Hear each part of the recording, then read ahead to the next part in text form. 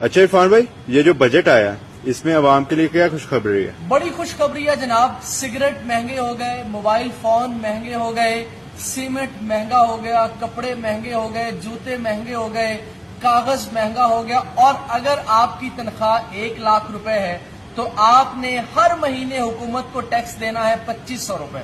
اگر آپ کی تنخواہ ہے 90,000 روپے تو آپ نے 2,000 ہر مہینے ٹیکس دینا ہے.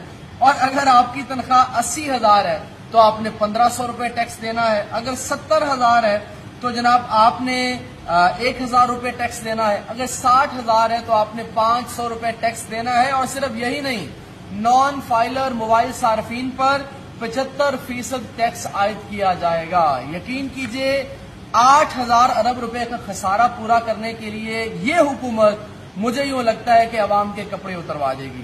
بہت ٹیکسز کی بھرمار ہے. تو اب اللہ پاکستان کا بھلا